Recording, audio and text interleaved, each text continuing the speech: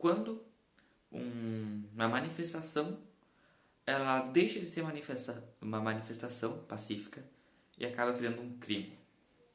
Bom, é isso que eu vou tentar explicar para vocês agora. Todos nós, desde funcionários públicos, temos o direito de nos manifestar, mas no limite da lei.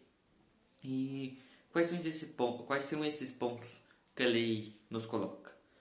Bom, por exemplo, eu vou criar uma manifestação aqui, né? Vamos reunir aqui na minha cidade 30 mil pessoas. Vamos reunir na sua ali, cidade, 30 mil pessoas é o que tem na cidade, mas vamos pegar pessoas de fora também, 30 mil pessoas na cidade. Se todo mundo só ocupar uma rua, fazer uma manifestação tranquila, é uma manifestação pacífica e dentro da lei. Quando alguns dos nossos manifestantes, eles começam a xingar pessoas que pensam diferente, aí já começa a ficar menos pacífico. Quando começa a invadir propriedade privada, a saquear lojas, a depredar patrimônio público ou privado, aí se sai da margem da lei. Aí aquele não se torna mais um ato de manifestação, se torna um ato criminoso. E isso nós estamos criando a manifestação. Todo mundo tem o direito de se manifestar, mas no limite da lei.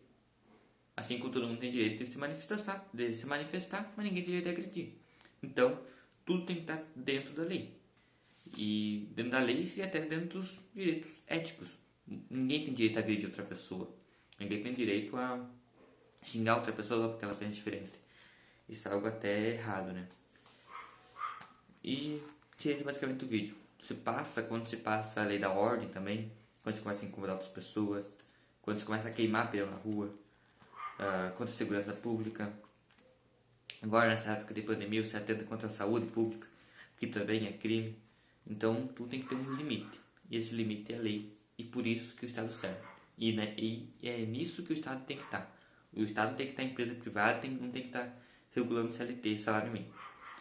O Estado tem que estar aqui para botar ordem na população. É por isso que nós pagamos impostos.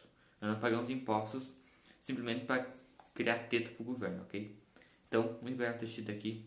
Se inscreva no canal, deixa o like, ative as notificações e até o próximo vídeo. Meu nome é Thomas.